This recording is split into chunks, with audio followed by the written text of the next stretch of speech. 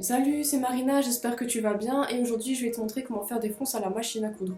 Donc pourquoi je fais cette vidéo? Je fais cette vidéo parce que y a pas mal de personnes qui, je le vois quand je fais des cours de couture, qui ne savent pas faire des fronces à la machine. Donc du coup ils le font à la main ou ils n'en font pas du tout parce qu'il faut régler la machine de façon à ce que ça ne casse pas le fil quand on va tirer. Donc c'est ça que je vais bien te montrer. Et je vais aussi également te montrer comment coudre la partie froncée avec une partie plate pour que les fronces soient bien placées quand tu vas assembler les deux tissus. Donc, alors moi j'ai pris un bout de tissu comme ça, il est pas très long, mais je vais quand même pouvoir te montrer les fronces dessus. Donc je vais te montrer sur la machine. Donc en fait, soit tu vas avoir une machine digitale, soit tu vas avoir une machine mécanique. Les digitales, en fait, c'est la longueur de point qu'il va falloir que tu changes pour régler le point, pour pouvoir faire la fronce. Le point sur une machine digitale, du coup, elle va être à quelque part sur l'écran et tu vas pouvoir le régler avec des flèches ou avec des réglages, donc ça tu vas pas voir sur la notice. Moi c'est ici. Et en fait, si c'est mécanique, tu vas avoir des molettes ici, là, ou peut-être ici. Que en fait, le dessin, ça va être comme des traits de plus en plus petits et qui vont être numérotés 1, 2, 3, 4, 5. Enfin, en général, c'est de 1 à 5. Et sinon, tu peux regarder dans ta notice pour être sûr. Et du coup, tu vas tourner, c'est comme une molette ici. Hein. Là, c'est la tension, mais tu vas avoir des molettes à régler. Et du coup, tu vas régler la longueur de point, la molette qui correspond à ça. Et tu vas la mettre sur 4. Je recommande 4 au moins. Après, si tu peux faire 5, par exemple, c'est si tu vas vouloir faire des fronces plus grandes. Mais moi, je te recommande de mettre au minimum 4. 4, c'est déjà pas mal, donc moi, je vais mettre sur 4. Il faut mettre sur point droit, donc un point basique en fait. Hein. T'as ta machine qui est enfilée, et surtout, tu vas pas faire de point début et fin. Au début ou à la fin de ta couture, tu vas pas faire d'aller-retour en fait. Tu vas simplement coudre tout droit en commençant, mais en laissant bien des fils, assez de fils à l'arrière. Hein. Bon, peut-être pas autant que ce que j'ai mis là. Mais quand même tu laisses au moins 10-20 cm de fil pour pouvoir tirer après. Donc tu laisses le fil, tu peux descendre l'aiguille si tu veux pour commencer. Tu piques en fait.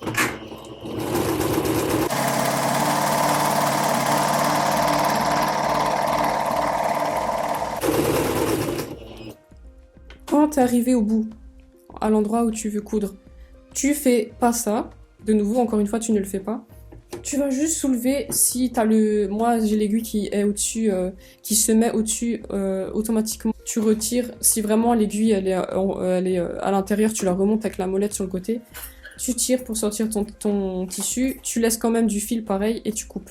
Donc du coup, tu vas avoir un point droit hein, qui est assez large. Et en fait, bon, tu sais normalement dans le sens où t'as cousu. Tu vas prendre... là, moi, c'est le dessus, c'est là que j'ai cousu et ça, c'est le en dessous. Je sais que du coup, le fil qui est au-dessus, c'est celui qui était au-dessus dans ma machine et celui qui est en dessous, c'était celui qui était en bas dans ma machine, le fil de canette. Tu vas prendre le fil de canette, le fil qui était en bas, et tu vas tirer.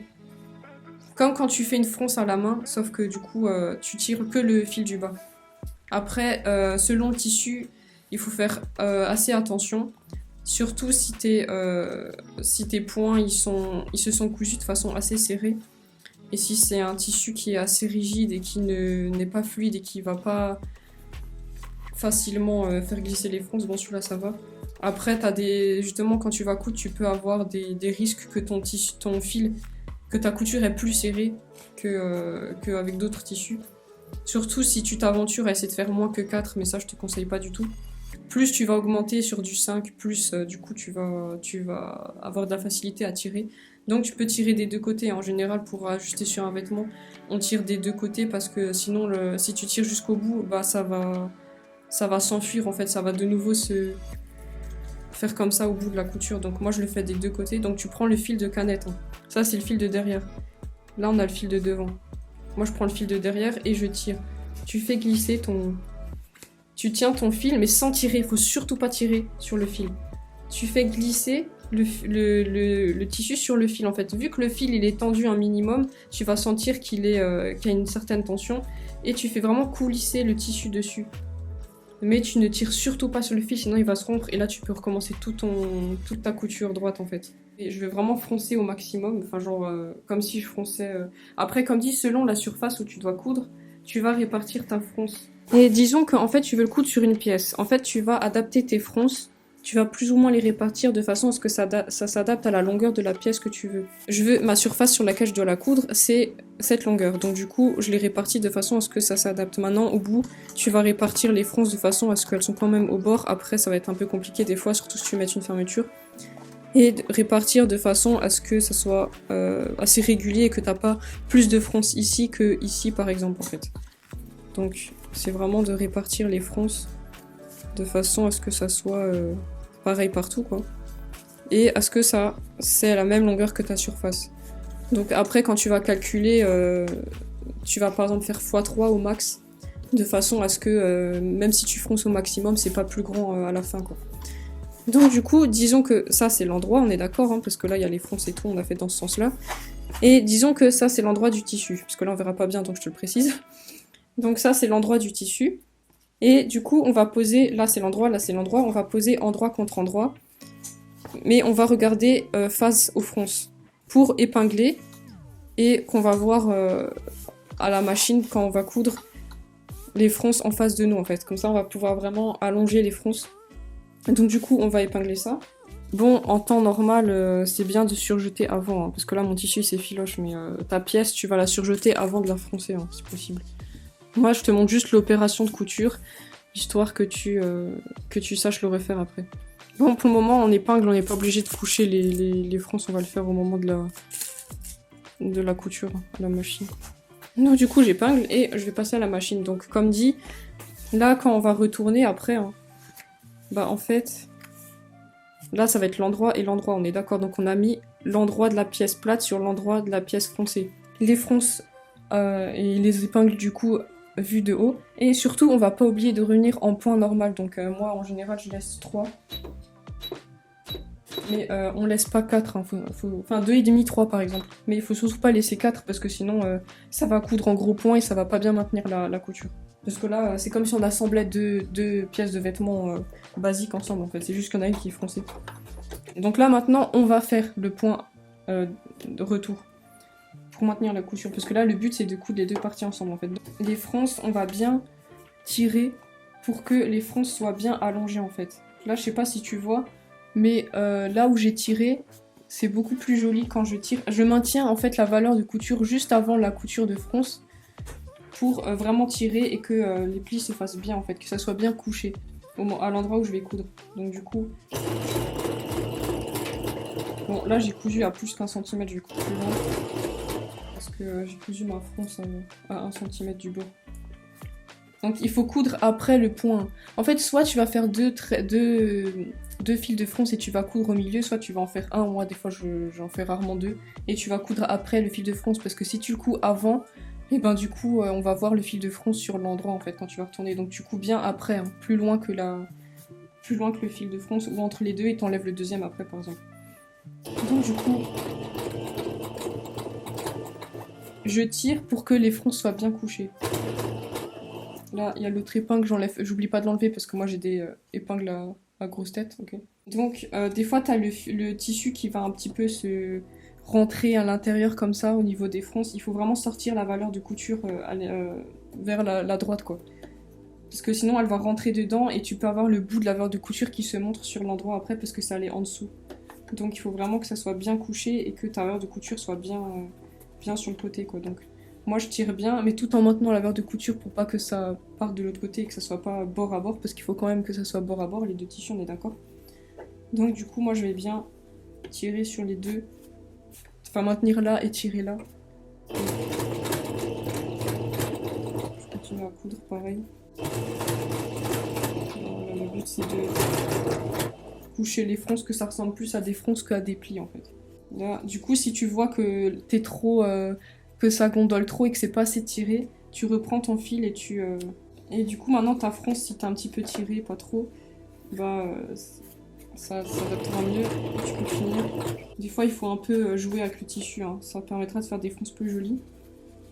Pas que t'aies des gros plis plus gros que d'autres.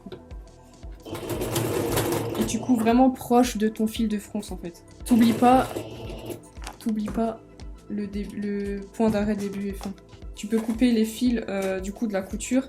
Moi, ce que je fais avec les fils de fronce, c'est que je les noue ensemble Mais je les coupe pas tout de suite, je les coupe que quand je vois que ma fronce elle est bonne en fait.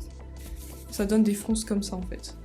Là, ça peut te faire, là, ça peut te faire une mini manche par exemple. Ou alors une petite robe pour Barbie.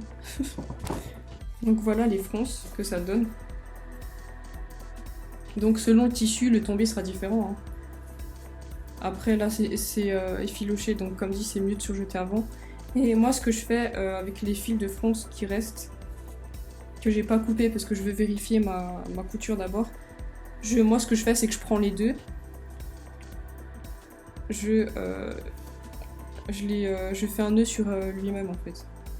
Je prends le fil et je coulisse pour faire un nœud qui est le plus proche possible du bord en fait. Donc là le nœud il est ici, donc après je vais pouvoir couper, je peux le faire une ou deux fois. Et après je coupe comme ça, je sais que les fils ils sont maintenus. J'ai tendance à pas enlever le fil de fronce, je sais qu'il y en a qui le font. Mais moi tant qu'il se voit pas, bah, je me dis je le laisse parce que... Je sais pas, après c'est comme tu veux, hein. Moi j'ai tendance à pas l'enlever. Ça gêne pas puisque après ça peut être caché dans la couture ou quoi donc voilà, par souci esthétique tu peux enlever le fil de fronce mais sinon voilà ce que ça donne.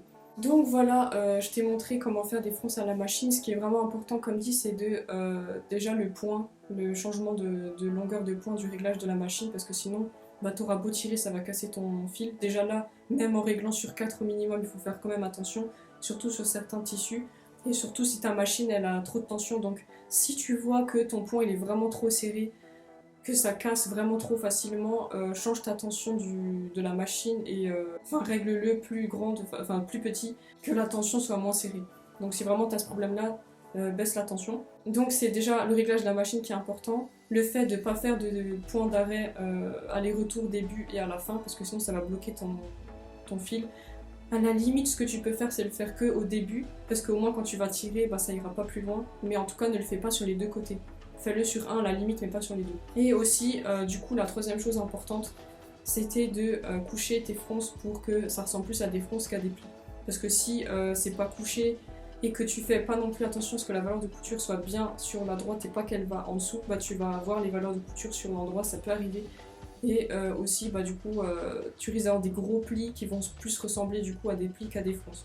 Donc voilà, c'était vraiment ces trois choses les plus importantes pour que tu fasses des belles fronces à la machine et qui vont aller plus vite que si tu les fais à la main. Moi je faisais ça il y a quelques années, je savais pas je savais pas qu'on pouvait faire des fronces à la machine quand j'étais vraiment toute jeune et du coup je les faisais à la main, c'était pas régulier, c'était pas toujours très beau et en plus ça prenait du temps. Donc là ça va beaucoup plus vite et c'est plus joli donc après, ce que tu peux faire justement, c'est ta surface que tu as besoin en fronce, tu le multiplies par 3 et là tu auras des belles fronces. Si tu veux vraiment pas beaucoup de fronces, tu le multiplies par 2 et tu auras la longueur qu'il te faut pour ta surface froncée du coup.